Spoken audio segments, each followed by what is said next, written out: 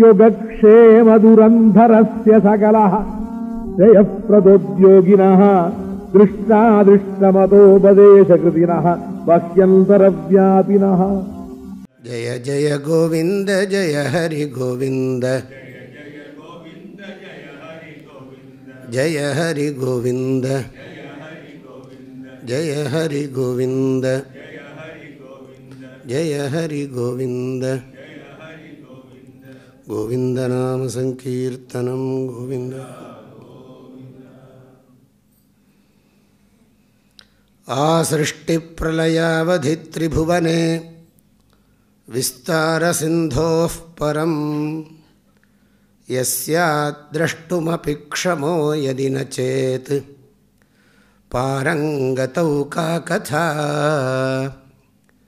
பிரம்மஸ்ரீ சசிவாதிபிஷ்ச சததம் ஞானாய யோபாஸ்யதே தாம் வாசாமதிநாயிகாம் பகவதீம் ஸ்ரீசாரதாமாஸ்ரயே.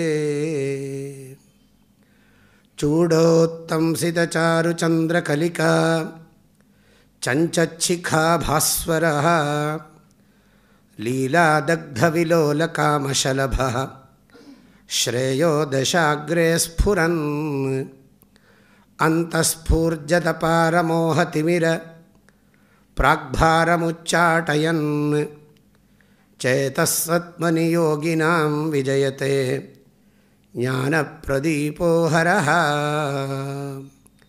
நமோஸ்த்வனந்தாய சஹஸ்ரமூர்த்தயே சஹஸ்ரபாதாக்ஷி சிரோருபாஹவே சஹஸ்ரநாம்னே புருஷாய சாஸ்வதே சஹஸ்ரகோட்டியுகதாரிணே நமः.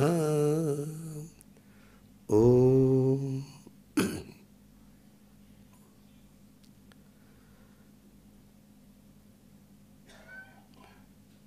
உங்கள் அனைவருக்கும் மனமார்ந்த நல்வாழ்த்துக்கள்.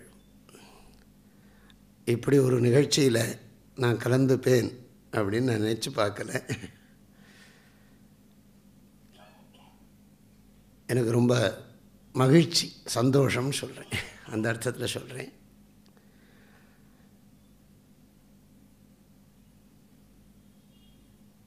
శాస్త్రీయులకు பிடிச்ச வார்த்தைப்படி சொல்லணும்னா ఎంతరో மகானுபாவுలు அந்தரிக்கு வந்தனம். எத்தனையோ மகான்கள் இந்த தேசத்தில், அத்தனை பேருக்கும் நமஸ்காரம். நம்ம சாஸ்திரத்தில் தான் இப்படி இருக்கு. பெரியவாளுக்கு நமஸ்காரம் அப்படி சொன்ன அதே வேதம் என்ன சொல்கிறது, அடுத்த க்ஷணம் இந்த சபையில் யாராவது கர்ப்பஸ்திரீகள் இருந்தால் அந்த கர்ப்பத்தில் இருக்கிற சிசுவுக்கும் நமஸ்காரம். இது நம்ம வைதிக கர்மா பண்ணுற போது ஒரு தடவையும் பண்ணுறோம். எத்தனை பேர் கவனிக்கிறா தெரியாது. நமோ மஹத்பியோ நமோ அர்பகேபியோ நமோ யுவபியோ நம ஆஷினேபியாக யஜாம தேவான் யதி சக்னவா மமாஜ்யாய சஸ்ஸம் சமாவிருக்ஷி தேவாக. அப்படி சொல்லி தான் வைதிக கர்மா ஆரம்பிக்கிறோம். நமஸ்ஸதசே நமஸ்ஸதசஸ்பதயே நமஸ்ஸகீனாம் புரோகாணாம் சக்ஷுஷே நமோ திவே நமः பிருத்திவ்யை. சபையா நமஸ்காரம் பண்ணிட்டு தான் ஆரம்பிக்கிறோம். நமோ மஹத்பியாங்கிறது அடுத்த க்ஷணம் கர்ப்பத்தில் இருக்கிற சிசுவுக்கு நமஸ்காரங்கிறது. பெரியவாளுக்கு நமஸ்காரம், சிசுவுக்கு நமஸ்காரம். வேறு எந்த கலாச்சாரத்திலையும் இது பார்க்க முடியாது. எனக்கு டிஎஸ் பாலகிருஷ்ண சாஸ்திரி, பிரம்மஸ்ரீ பாலகிருஷ்ண சாஸ்திரிகள், ஸ்ரீவத்ச ஜெயராம சர்மா அவளோட உபன்யாசங்களை நானும் சின்ன வயசுலேருந்து நிறைய கேட்டிருக்கேன். சொல்லப்போனால் இவா ஃபேமிலி, நான் நினைக்கிறேன் இந்த வைதிக தர்மவர்தனிங்கிறதே உங்கள் ஃபேமிலியில் போட்டது தான். அதை படித்து நான் சேர்த்து வச்சுருக்கேன். அத்தனையும் என்கிட்ட இருக்குது. அது மாதிரி ஒரு மேகசின்லாம் இன்றைக்கி வராது, பார்க்க முடியாது. அப்புறம் இந்த வேத புஸ்தகங்கள்லாம் அந்த காலத்தில் கும்பகோணம் கரிக்கார தெரு, அது மூலமாக வைதிக தர்மவர்தினி இதெல்லாம் அந்த காலத்தில் வேத புஸ்தகங்கள் எல்லாம் கிரந்தாட்சரங்கள் எல்லாம் ஒரு ஸ்வரம் தப்பு இல்லாமல் பிரிண்ட் பண்ண குடும்பம் இவாளுது. வேதத்தை நான் பண்ணியிருக்கேன். மகாபாரதம் ப்ரெஸ்ஸுன்னு இருந்திருக்கு கும்பகோணத்தில். அது உங்கள் எல்லாம் ஒரு சுற்றி ரிலேஷனாக இருப்பா எல்லோரும்.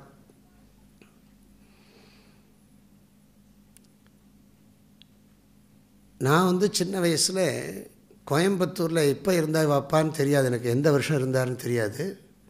நான் 70s சொல்கிறேன். 70s அப்போது வேணுகோபால சுவாமி கோவிலில் வருஷா வருஷம் தியாக பிரம்மோத்சவம் நடக்கும் கோயம்புத்தூரில். எனக்கு ஊர் பேரூர். நான் அங்கேருந்து நடந்தே போய் இந்த உபன்யாசம் கேட்பேன். எனக்கு இதெல்லாம் பெரியவா சொல்கிறத கேட்குறதுக்கெல்லாம் ரொம்ப ஆசை ஜாஸ்தி. அனந்தராம் தீட்சிதரோடதையும் கேட்டிருக்கேன். அப்புறம்னா நான் ரொம்ப சின்ன பையன். அப்புறம் அவர் நாராயண தீட்சிதர், தம்பு தீட்சிதர், ராம தீட்சிதர், ஆஞ்சநேய தீட்சிதர், பட்டாபிராம தீட்சிதர், இப்படி எல்லாரும் நிறைய உபன்யாசம் பண்ணுவார். இதை தவிர வாரியார் சுவாமிகள், கீரன், புலவர் கீரன், தமிழில். எனக்கு அப்படி ஒரு சூழ்நிலை எப்பவும் சிறு வயசுலேருந்து கேட்குறது தான் எனக்கு வேலை. இன்றைக்கி நான் இப்படி சொல்கிறேன் அப்படின்னு எல்லோரும் நினச்சிட்டு இருந்தால் அதுக்கு காரணம் அவர் சொன்ன மாதிரி காரை எடுத்துகிட்டு போய் அங்கே கேட்போம் அப்படின்னு சொல்கிறார் இல்லையா. நிறைய கேட்கணும். அவர் சொன்ன மாதிரி ரசிக்கனாக இருக்கணும். ஒரு உத்தம ரசிக்கனால தான் உத்தமமாக காரியங்களை பண்ண முடியும். சொல்கிறா இல்லையா, நல்ல தொண்டன் தான் உயர்ந்த தலைவனாக முடியும். அது மாதிரி இன்றைக்கி இந்த தேசத்தினுடைய பிரதான மந்திரி ஒரு உத்தமமான தொண்டனாக இருந்து தான் இன்றைக்கி தலைவனாக இருக்கார். எல்லாருக்கும் தெரியும் அது. அப்போது மகாத்மாக்கள்லாம் சொல்கிறது நம்ம சாஸ்திரங்களில் சொல்லியிருக்கு, கருணாபியாம் பூரி விஸ்ருவம். நிறைய கேட்கணும்னு சொல்கிறது வேதமே. நிறைய கேட்கணும். பகுபியா ஸ்ரோதவியம் பகுதா ஸ்ரோதவியம். நிறைய பேர்ட்டிருந்து கேட்கணும், நிறைய தடவை கேட்கணும். இந்த நந்தனார் சரித்திரத்தையே எத்தனை தடவை கேட்டாலும் நல்லா இருக்கு. ட்ராமாவை எத்தனையோ தடவை போடுறா, எத்தனை தடவை பார்க்குறது தெரியாது எனக்கு. ஆனால் இந்த நந்தனார் சரித்திரமும் சரி, இப்போ கிராத்தார்ஜுனியும் போட்டிருக்கார். நான் இப்போ சமீபத்தில் அமெரிக்கா போயிருந்தேன். ஜூன் மாதம், மே ஜூனில் அமெரிக்காவில் இருந்தேன். நான் டெட்ராய்ட்டில் ஒரு திராத்தில் தங்கியிருந்தேன். அங்கேருந்து ஒரு நாள் திடீர்னு எனக்கு ஒரு ப்ரோக்ராம் போட்டுவிட்டா சிகாகோக்கு. காரில் போயிட்டு வரணும்னு சொன்னேன். நான் யாராத்தில் தங்கியிருந்தேனோ அவர் காரில் கூட்டின்னு போகிறார். ஒரு குறிப்பிட்ட ரெஸ்ட் ஏரியாவில் போய் என்ன இறக்கி விடுறா. அங்கேருந்து ஒரு குரூப் அவள் என்னை கூட்டின்னு போகிறேன். இந்த இன்பிட்வீன் இவர் கேட்டார், சுவாமிஜி என்கிட்ட நிறைய பெரியவாளோட இதெல்லாம் இருக்குது, கேசட்லாம் சிடிஸ்லாம் வச்சுட்டுருக்கேன், பென்ட்ரைவில் பண்ணி வச்சுருக்கேன், நீங்கள் எதை கேட்கணும்னு நினைக்கிறேன் அப்படின்னு கேட்டார். பாலகிருஷ்ண சாஸ்திரி இருக்கான்னு கேட்டேன். இருக்குது சொன்னார். நந்தனார் சரித்திரம் இருக்குன்னு. அப்போ அதை போடுங்கன்னு. அதுவும் கேட்டேன். வேறு ஏதோ இன்னொன்று கேட்டேன். என்ன கேட்டேன் மறந்து போயிடுச்சு எனக்கு. அது இந்த ரெஸ்ட் ஏரியா போகிற வரைக்கும் கேட்டுகிட்டே போனேன், விடாமல் கேட்டேன். அடுத்த நாள் வண்டி ஏறின உடனே அதை திரும்பவும் கண்டினியூ பண்ணேன். டெட்ராய்ட் வர வரைக்கும் கிட்டத்தட்ட 3 மணி நேரம். போகும்போது 3 மணி நேரம், வரும்போது 3 மணி நேரம், 6 மணி நேரம் கேட்டிருக்கேன். அப்போ தான் அதுக்கு முன்னாலேயே என்ன இது இங்கே வரணும்னு சொல்லி பேசிட்டாருன்னு நினைக்கிறேன். ஆக எல்லாம் ஒரு நல்ல சன்னிவேஷம். அவரை பற்றியெல்லாம் சொல்கிறதெல்லாம் கேட்டவாள்லாம் அந்த காலத்தில் உபன்யாசங்கள் பண்ணியிருக்கிறது, எவ்வளவு லௌகிக உத்தியோகங்களையும் பார்த்துண்டு, இந்த சாஸ்திர விஷயங்களையும் கேட்டுண்டு, அனுஷ்டானங்களையும் பண்ணிண்டு, குடும்பத்தையும் காப்பாற்றிண்டு எல்லாம் பண்ணியிருக்கான்னா சாதாரண விஷயம் இல்லை. இன்றைக்கி நம்மக்கிட்ட எவ்வளோ வசதிகள் இருக்குது, ஆனால் அந்த குவாலிட்டி கொண்டு வர முடியுமா தெரியல, அந்த தரமெல்லாம் கொண்டு வர முடியுமா தெரியல. அந்த குவாலிட்டி கொண்டு வரணும், அதுக்கு ஒரு மகிமை வேணும், ஒரு விபூதி வேணும். ஆகையினால இவாளெல்லாம் மகாத்மாக்கள். இவாளெல்லாம் இது பண்ணுற இப்போ அப்பாவை நினைக்கிறதுங்கிறது பிள்ளைக்கு தர்மம். அவள் குடும்பத்தில் அவள் அப்பாவுக்கு செய்கிறதுங்கிறது அது உத்தமமான ஒரு தர்மம். ஏன்னா வேதம் சொல்லுகிறது, மாத்ருமான் பித்ருமான் குருமான் ஆச்சாரியவான் புருஷோ வேத. யார் ஒருத்தனுக்கு கடவுளை பற்றி நல்லா புரிஞ்சிக்க முடியும், உணர முடியும் அப்படின்னு கேட்டால், யாருக்கு அப்பா அம்மா குரு இவாள்லாம் பரிபூர்ண அன்பை செலுத்தி வளர்க்குறாளோ அவளுக்கு தான் முடியும்னு சொல்கிறது வேதம். மாத்ருமான் பித்ருமான் குருமான் ஆச்சாரியவான் புருஷோ வேத, சாந்தோக்கிய உபனிஷத் சொல்லுங்கள். இந்த பாரத தேசம் அப்படி ஒரு உன்னதமான தேசம். நிறைய பேருக்கு இப்போ தெரிகிறது, நிறைய நம்ம மிஸ் பண்ணுறோம். நமக்கு நல்ல வசதிகள்லாம் இருக்குது. அந்த காலத்தில் ஒரே ஒரு ஆற்றுல ஒரு பின்னாடி ஏதோ ஒரு டாய்லெட்டை வச்சுட்டு வாழ்ந்த காலத்தில் இருந்த ஒரு அறிவும் திறமையும் ஒழுக்கமும் பண்பும் இன்றைக்கு இருக்கக்கூடிய சமூகத்தில், இவ்வளவு வசதிகள்லாம் ஏற்பட்டிருக்கிற சமூகத்தில் இல்லை. நம்ம நிறைய மிஸ் பண்ணுறோம் தோன்றுறது. அதனால தான் நம்ம வேதங்களில் பணம் வரணும்னா முதல்ல புத்தி வேணும்னு வேதத்தில் பிரார்த்தனை இருக்குது. தைத்திரிய உபனிஷத் சொல்கிறது, முதல்ல மேதா பிரார்த்தனா வருது. யச்சந்தசாமிருஷபோ விஸ்வரூபகான்னு ஒரு மந்திரம் ஆரம்பிக்கிறது. சமேந்திரோ மேதையா ஸ்பிருணோது, இறைவன் எனக்கு நல்ல ஆழ்ந்த அறிவை கொடுக்கட்டும். நல்ல நம்ம தேசத்தோட சம்பிரதாயப்படி என்னென்னா, எல்லா டெக்ஸ்டையும் மனப்பாடம் பண்ணணும். வெள்ளம் பண்ணியிருக்கா எல்லாம் ராமாயண ஸ்லோகங்கள், மகாபாரத ஸ்லோகங்கள் எல்லாம் சின்ன வயசுலேருந்து அத்தியனம் பண்ணி வச்சிரு. என்னது கருவிலே உருவான திருங்கிற பாருங்க, கருவிலே உருவான திரு. நம்ம ஒரு குழந்தையும் கருவிலே உருவான திருவாக தான் இது. நம்ம சம்ஸ்காரங்கள் அப்படி, கர்ப்பாதான சம்ஸ்காரமே அப்படி இருக்குது.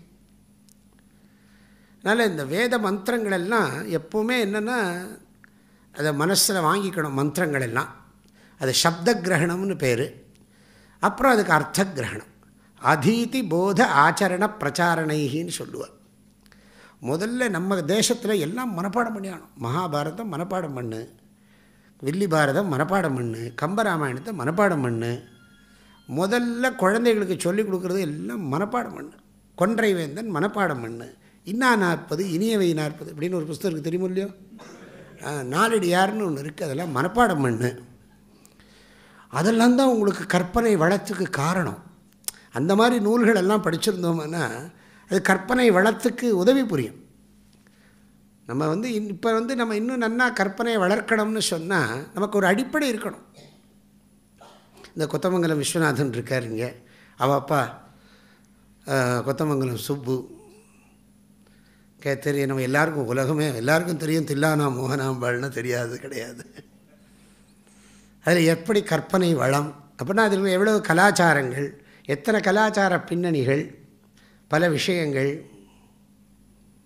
அது சினிமாவில் ரொம்ப சின்னது. அந்த ஒரிஜினல் டெக்ஸ்ட்டை படித்து பார்த்தா தெரியும் அது எவ்வளோ ஆழமாக எத்தனை விஷயங்கள் நுணுக்கமெல்லாம் இருக்குதுன்னு தெரியும். அப்போது இந்த எதுக்கு சொல்கிறேன், நான் சொல்ல வந்த விஷயம், இந்த மேதாசக்தி வேணும்னு வேதம் சொல்லுகிறது. அதுக்கப்புறம் பணம் கொடுன்னு பிரார்த்தனை பண்ணுறது. தத்தோமே ஸ்ரீயமாவ.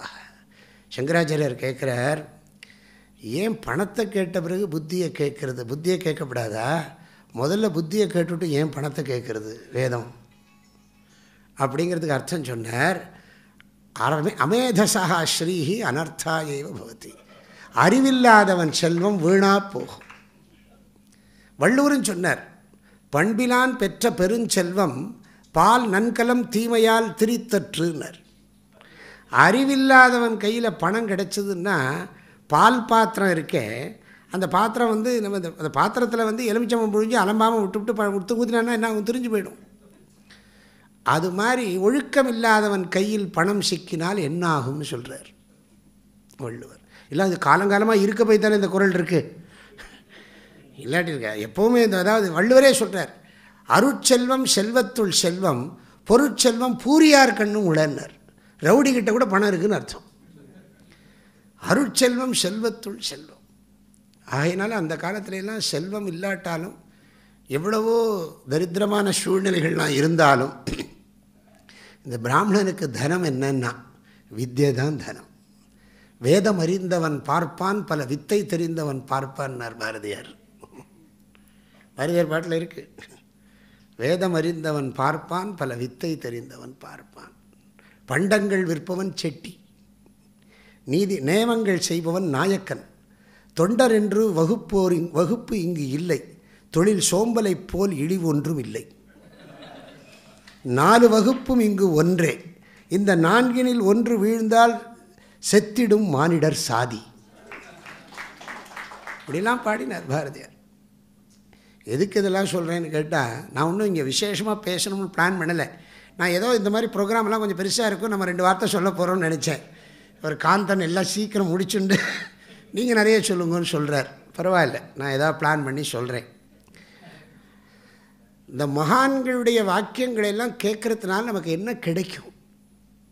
அதனால தான் வள்ளுவர் சொன்னார், செல்வத்துள் செல்வம் செவிச்செல்வம், அச்செல்வம் செல்வத்துள் எல்லாம் தலை. இப்போ காந்தன் சொன்னார், நாங்கள்லாம் அப்பாவை பார்த்ததே இல்லை. அப்பாவை பார்த்ததே இல்லைன்னு அர்த்தம், அவர் அவைலபிளாகவே இல்லை. அவர் எப்போ பார்த்தாலும் காலம்பரை அம்பத்தூர்லேருந்து கிளம்பி ட்ரெயினை பிடிச்சி இங்கே உத்தியோகத்துக்கு போயிட்டு உத்தியோகத்தை முடிச்சுண்டு அப்புறம் எந்த ஹால், ஆர்ஆர் ஹாலா, ஆர்ஆர் சபா, அது பேக்கடாக இருக்குமா, ஜனங்கள்லாம் இருப்பாளாம். இவர் அங்கே ட்ரெஸ் சேஞ்ச் பண்ணிட்டு சந்தியாவந்தனம் அனுஷ்டானங்கள் எல்லாம் பண்ணிட்டு உபன்யாசம் பண்ணுவாராம். அப்படி சொல்லணும்னு அவளுக்கு என்ன தேவை சொல்லுங்க பார்ப்போம். என்ன தேவை? ஓடி ஓடி போய் பெரியவாள்லாம் ஏன் சொல்கிற? சொல்லணுங்கிறது நம்ம தர்மம். சுவாத்தியாய பிரவச்சனாபியாம் ந பிரமதித்தவ்யம். கற்பதையும் கற்பிப்பதையும் ஒரு பொழுதும் நிறுத்தக்கூடாது. அந்தணர் என்போர் அறவோர், அதாவது வள்ளுவர் சொல்கிறார், இந்த பிராமணனுக்கு 6 கர்மங்கள். ஒரு கர்மா என்னதுன்னா படிக்கிறது, இன்னொன்று பாடம் சொல்லித்தருது, ஹோமம் யாகங்கள் பண்ணுறது, யாகம் பண்ணி வைக்கிறது, தானம் கொடுக்கறது, தானம் வாங்கிறது. இது 6 ஷட்கர்ம நிரத்தாகான் பேர். வள்ளுவரே சொல்கிறார், பயன் குன்றும் அறுதொழிலோர்னர், அறுதொழிலோர் நூல் மறப்பர் காவலன் காவான் எனின். ராஜா சரியாக ராஜ்யம் நடத்தலைன்னா பசுமாடு சரியாக பலனை கொடுக்காது, பிராமணர்கள் வேதத்தை மறந்து விடுவார்கள் அப்படின்னு சொல்கிறார். ஒரு ஆசை எனக்கு இதெல்லாம் பார்க்குறப்ப, இப்போ நாங்கள்லாம் சொல்கிற போதும் எங்களுக்கு அது மாதிரி தான் இருக்குது. அப்படி நம்ம எப்படி ஆனந்தமாக சந்தோஷமாக நம்ம பாடம் சொல்கிற போது இல்லை சந்தோஷப்படுறோமோ, அது மாதிரி தான் வாழலாம் சந்தோஷப்பட்டிருப்பா. அந்த சந்தோஷத்தை விரும்புறதுல என்ன தப்பு? அது நியாயமான சந்தோஷம் தானே. எல்லாருக்கும் சத்விஷயங்களை சொல்லி தான் சந்தோஷப்படுறதுங்கிறது எவ்வளோ பெரிய சந்தோஷம். இப்போ எல்லாரையும் சிரிக்க வைக்கிறா, அது எவ்வளோ பெரிய புண்ணியம் தெரியுமோ. அவன் என்னெல்லாமல் அழுதுன்னு வரான் அங்கேருந்து. நான் மௌலியோட அந்த ஃப்ளைட் இதை மெல்பர்னில் உட்காந்து பார்க்குறேன். நானும் ஒரு ஆற்றுல இருக்கிற போது அந்த இதை போட்டு பார்க்குறேன். அடேங்கப்பா, சிரித்து இப்போ கூட நான் ரெடியாக மெல்பர்ன் போகிறேன், அதை பார்க்க தான் போகிறேன். எல்லாம் நல்லது தானே. வள்ளுவர் சொன்னார், தாம் இன்புறுவது உலகின்புறக் கண்டு காமுறுவர் கற்றறிந்தார்னார். நாம் சந்தோஷப்படுறதை நம்ம சந்தோஷமாக ஒரு விஷயத்தை ஷேர் பண்ணுற போது எல்லோரும் சந்தோஷப்படுறதை பார்த்தா இன்னும் நன்னா சொல்லணும். கிரேசி மோகனுக்கு அப்படி தான் இருக்குது. இன்னும் புதுசாக என்ன சொல்லலாம், கூகுள் கடவுத்தஜன்னு ஒன்று வரப்போகிறதான். நான் ரகசியத்தை வெளியிட்டுட்டேன். என்ன இப்படி ஏதாவது பண்ணிகிட்டு இருக்கா. அதே சமயம் பாருங்க, இவெல்லாம் படிக்கிறவெல்லாம் நல்ல கவிகள், நல்ல விஷயங்கள்லாம் எழுதி ஒரு பக்கம் ஹாஸ்யமாக எல்லாம் பண்ணிட்டு இருந்தால் கூட அதே சமயம் சீரியஸாகவும் இருக்கா. They are serious with relaxation. I think so. நான் அப்படி தான் நினைக்கிறேன். அவள் சீரியஸாகவும் இருக்கா, ரிலாக்ஸ்டாகவும் இருக்கா. இருக்கணும், அப்படி தான் இருக்கணும். எப்போ பார்த்தாலும் சீரியஸாக இருந்தாலும் தப்பு. உம்முன்னு இருந்தால், இப்போ நான் இப்படி இருந்தேன்னு வச்சுக்கோங்களேன், ஏதோ இப்படி ஒரு சாமியார்னு போயிடுவாள். ரொம்ப சிரிச்சோன்னு வச்சுக்கோங்க, மேலே ஏறி உட்காந்துடுவான்.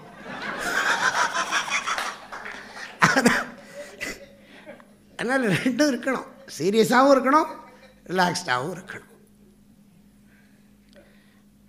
அதனால் இப்படி ஒரு மகாத்மாக்கள்லாம் சத்விஷயங்களை போய் போய் போய் சொல்லியிருக்கார். ஸ்ரீவத்ச ஜெயராம சர்மா ஒரு வியாச பூஜை சமயத்தில் தேனிக்கு வந்தார். அனந்தராமன் கூட்டின்னு வந்தார், உபன்யாசம் பண்ணினார். ரொம்ப நல்லா சந்தோஷப்பட்டார்.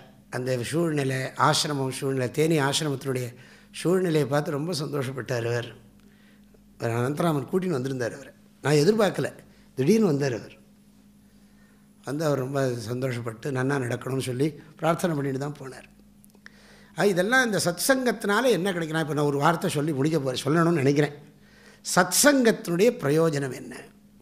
5:30 மணி வரைக்கும் ப்ரோக்ராம் போட்டிருக்காவா? இருந்தாலும் நான் அவ்வளவு இந்த பாகவத சம்பிரதாயப்படி இந்த பௌராணிக சம்பிரதாயப்படி உபன்யாசம் பண்ணுற பழக்கம் எங்களுக்கு கிடையாது. எங்களுக்கெல்லாம் இந்த கிளாஸ் எடுத்தே பழக்கம். இந்த கீதைக்கு ஸ்லோகத்துக்கு அர்த்தம் சொல்லி, இந்த பாடல்களுக்கு அர்த்தம் சொல்லி அப்படி தான் பழக்கம். இடையில் ஒரு கொஞ்சம் பாட்டு, கொஞ்சம் ஒரு நாமாவளியை சொல்கிறது, இடையில புராண விஷயங்களை சொல்கிறது, அது ஒரு சுவாரஸ்யம், அது நல்லா இருக்குது. அந்த மாதிரி இல்லை இது. இருந்தாலும் நான் சில விஷயங்களை சொல்ல விரும்புகிறேன். இங்கே உட்கார்ந்ததுக்கு பிறகு யோசித்ததுக்கு பிறகு சொல்கிறேன். ஏன்னா இந்த சத் சங்கம்ங்கிறது ரொம்ப முக்கியங்கிறது நம்ம சாஸ்திரம். நான் இப்போ பேச போகிற டாபிக் சத் சங்கம், ஞாபகம் வச்சுக்கோங்க. என்ன பேசினார் அப்படின்னு கேட்டால் கடைசியில் சத் சங்கம். சத் சங்கம்ங்கிறது என்ன? நம்ம சாஸ்திரங்களில் சத் சங்கத்துக்கு தான் நிறைய மகிமை சொல்கிறார். அதுதான் ஆழ மாற்றுறது. இப்போ பாருங்கள், அவருக்கு அவர் மழுஜி சொல்கிற விஷயத்தெல்லாம் கேட்டால் மாமாவோட சத் சங்கம் இருக்குது. அது அசத் சங்கமா சத் சங்கமா? சத் சங்கம். தன்னை என்னை செம்மப்படுத்தியிருக்கார், என்னை கூட்டின்னு போயிருக்கார், என்னை ரசிக்க வச்சு பழக்கியிருக்கார் அப்படின்னு சொன்னால் இவ எல்லாரும் சொல்கிறத கேட்டால் என்ன தெரியுறதுன்னா சத் சங்கம் தான். வள்ளுவர் ரொம்ப அழகாக சொன்னார், மனநலம் மண்ணுயிர்க்கு ஆக்கம், இனநலம் எல்லா புகழும் தரும். இந்த குறள் தமிழ்நாட்டில் நிறைய பேர் படிக்க மாட்டேங்கிறான், என்ன பண்ணுறது? மனநலம் மண்ணுயிர்க்கு ஆக்கம். மண்ணுயிருக்குன்னா இந்த மனிதனுக்கு என்னது மனசுக்கு சந்தோஷத்தை கொடுக்கக்கூடியது என்னதுன்னா மனசு நல்லா இருக்கணும். ஆனால் இனநலம் ஒரு நிறைய இடத்துல சொல்வார், துணை நலம் ஆக்கம் தரும், வினை நலம் வேண்டிய எல்லாம் தரும்பர். மற்றொரு இடத்துல ஏதாவது உனக்கு சப்போர்ட்டாக நிறைய பேர் இருந்தால் அதனால நிறைய பிரயோஜனம் இருக்கும், ஆனால் நீ ஒழுங்காக வேலை செஞ்சால் அதை விட நல்ல பிரயோஜனம் இருக்கும்பர். துணை நலம் ஆக்கம் தரும், வினை நலம் வேண்டிய எல்லாம் தரும். அதே மாதிரி மனநலம் மண்ணுயிர்க்கு ஆக்கம், இனநலம் எல்லா புகழும் தரும். இனநலம்னா சத் சங்கம். இந்த சத் சங்கத்தை பற்றி நிறைய நம்ம சாஸ்திரங்களில் பெரியவர்கள் சொல்கிறார். நல்லார் இணக்கமும் நின்பூசை நேசமும் நார் பட்டினத்தார். நல்லாரை காண்பதும் நன்றே, நலமிக்க நல்லார் சொல் கேட்பதும் நன்றே, நல்லார் குணங்கள் உரைப்பதும் நன்றே, அவரோடு இணங்கி இருப்பதும் நன்றே. அது கொஞ்சம் இழுத்து வேறு சொல்லணும். எப்படி சொல்லணும் தெரியுமா? அந்த பாட்டை பாடணும்னா இப்படி பாடினா ஒன்றும் உள்ள பதியாது. நல்லாரை காண்பதும் நன்றே, நலமிக்க நல்லார் சொல் கேட்பதும் நன்றே. இந்த தேற்றே காரம்பா தமிழில் அது அழுத்தம். வாய்மையே வெல்லும், வாய்மையா வெல்லும் அப்படிங்க விடாது. நான் ஏதோ அந்த அது சொல்லுவான், அந்த காலத்தில் சொல்லுவான், சத்தியமாக சொல்கிறேன் அப்படின்னு. சத்தியமாக சொல்கிறேன் அப்படின்னா இந்த துவனியில் எவ்வளோ அர்த்தம் மாறுறது பாருங்க. இப்போ உங்களுக்கு நிறைய விஷயம் கிடைச்சுன்னு இருக்கு இல்லையா? சத்தியமாக சொல்கிறேன்.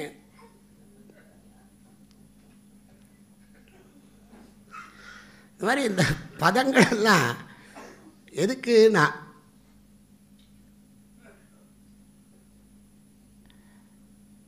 நல்லாரை காண்பதும் நன்றே, நலமிக்க நல்லார் சொல் கேட்பதும் நன்றே, நல்லார் குணங்கள் உரைப்பதும் நன்றே, அவரோடு இணங்கி இருப்பதும் நன்றே. இன்னொன்று இருக்குது, தீயாரை காண்பதும் தீதே, தீமிக்க தீயார் சொல் கேட்பதும் தீதே. இது அழுத்தமாக அந்த காலத்தில் குழந்தைகளுக்கு சின்ன வயசில் சொல்லி கொடுத்தது.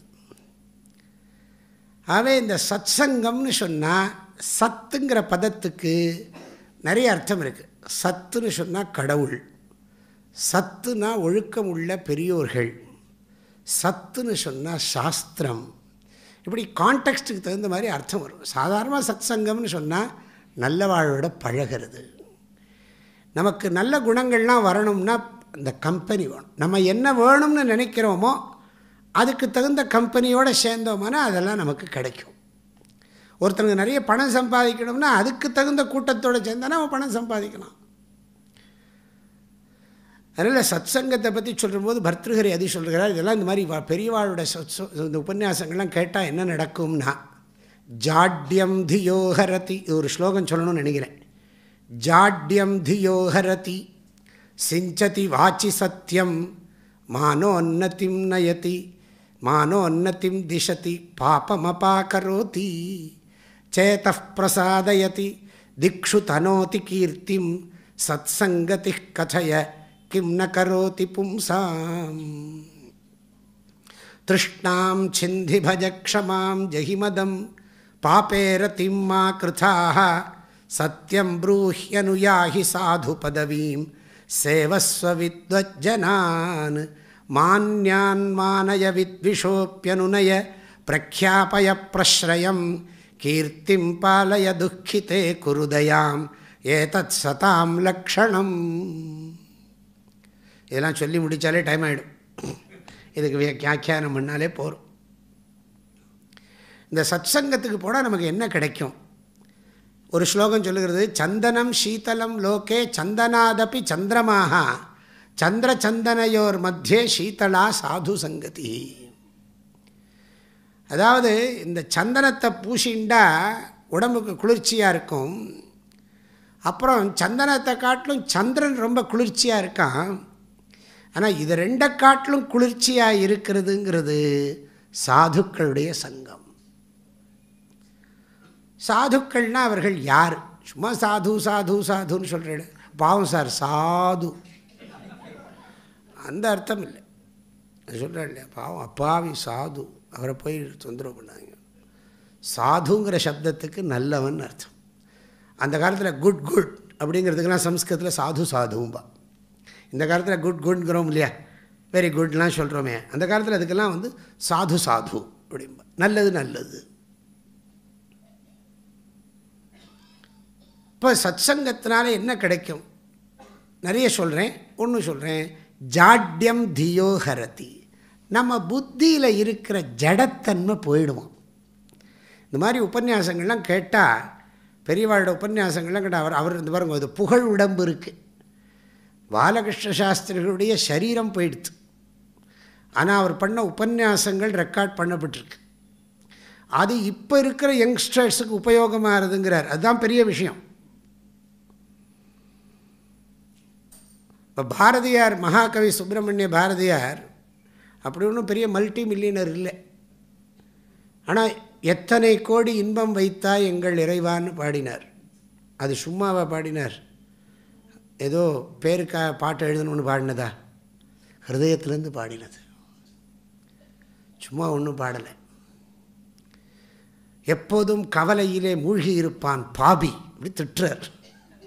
துன்பமே இயற்கை என்னும் சொல்லை மறந்திடுவோம், இன்பமே வேண்டி நிற்போம், யாவும் அவள் தருவாள்னர். எதுக்கு சொல்கிறேன்? இந்த மகாத்மாக்கள்லாம் இவாள்லாம் வந்து நிறைய பேர் இந்த தமிழ்நாட்டில் அவ்வளோ பேர் சொல்லியிருக்கார். எத்தனை பேர் உபன்யாசம் பண்ணி பண்ணி பண்ணி ஜனங்களுக்கெல்லாம் அந்த காலத்தில் உபதேசங்கள்லாம் பண்ணி, இன்றைக்கி டிவி மூலமாக நிறைய நடக்கிறது. இந்த உபதேசங்கள்லாம் பண்ணி பண்ணி யாருக்கெல்லாம் வந்து நல்ல வாழ்க்கை வேணுமோ அதுக்கு வழி இருக்குது. இந்த உலகத்தில் எல்லாம் கிடைக்கும். இந்த கோயில் ராஜகோபுரத்தில் பார்த்தேன்னா இந்த கலாச்சாரம் அத்தனை இருக்கும், நல்லது கெட்டது எல்லாம் இருக்கும். இந்த கோயில் ராஜகோபுரத்தில், இந்த ராஜகோபுரத்தை போய் பார்த்தா அசிங்கமான பொம்மையும் இருக்கும், நல்லதும் இருக்கும். அது என்னென்னா அது விஸ்வரூபம். இந்த உலகத்தையே காட்டணுங்கிறதுக்காக வச்சுருக்கா. அதுக்காக இந்த கோவிலில் வந்து இப்போ என்ன கலாச்சாரமோ, இப்போ என்ன ட்ரெஸ் போட்டுன்னு இருக்காளோ அதுவும் அங்கே இருக்கணும். அது ஆகம சாஸ்திரமே சொல்கிறது. அந்தந்த காலத்தில் இருக்கக்கூடிய நடை உடை பாவனை கலாச்சாரங்கள் அந்த ராஜகோபுரத்தில் பொறிக்கப்பட வேண்டும் அப்படின்னு இந்த ஆகம சாஸ்திரம், சில்பசாஸ்திரங்கள் சொல்லுகிறது. இதெல்லாம் ஒரு பக்கம் இருந்தாலும் எதுக்கு சொல்கிறேன், மகாத்மாக்கள்லாம் ஓடி ஓடி சொல்கிறது என்னென்னா, தான் பெற்ற இன்பம் பெருக இவ்வையகம். மாணிக்க வாசகராக இருக்கட்டும், தாயுமானவராக இருக்கட்டும், அருணகிரிநாதராக இருக்கட்டும், நம்ம நாட்டில் தோன்றின பெரிய பெரிய மகான்கள்லாம் இருக்கட்டும், அவர்களெல்லாம் இந்த பொன்னும் பொருளும் நிம்மதியை கொடுக்காது. இந்த இறைவனை சார்ந்திருப்பதும் நல்ல ஒழுக்கங்களும் நல்ல குணங்களும் தான் கொடுக்கும். அப்படிங்கிறதுக்காக வேண்டி எங்கே போனாலும் சொல்லி சொல்லி எல்லாருக்கும் சொல்கிற சக்தி கிடையாது. சொல்கிறதுங்கிறது ஒரு விசேஷ விபூதி. நம்ம பேசுகிறாருங்கிற போது அவர் பேசலை, பகவான் பேசுகிறார். ஒரு மகாத்மாக்கள்லேருந்தும் பேசுகிற போது பகவான் பேசுகிறார். அதனால தான் சரீரம் போனாலும் அவளுடைய யசக்காயம் இருக்குது. இன்றைக்கி ஒரு 10 பேர் 4 பேர் உட்கார்ந்து கேட்குறோம், இந்த காரியத்துக்கு வந்திருக்கோம் அப்படின்னு சொன்னால் எல்லாம் அவர்களுடைய, அதுதான் வேதத்தில் சொல்லப்பட்டிருக்கு. நம்ம வாழ்க்கையில் புகழோடு வாழணும்னு வேதத்துலேயே இருக்குது. வள்ளுவரே 10 குறள் புகழ்னு சொல்கிறார். ஈதல் இசைப்பட வாழ்தல் அதுவல்லது ஊதியமில்லை உயிர்க்குன்னு சொல்கிறார். ஆக நான் ஒரு பொதுவாக தான், ஜென்ரலாக தான் சொல்ல விரும்புகிறேன்.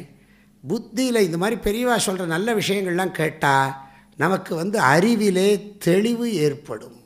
நன்னா கேட்கணும். பெரியவா சொல்கிறதெல்லாம் நன்னா காது கொடுத்து கேட்கணும். இந்த 2 காதும் எதுக்கு இருக்குன்னா, செவிக்கு உணவு இல்லாத போது சிறிது வயிற்றுக்கும் ஈயப்படும்.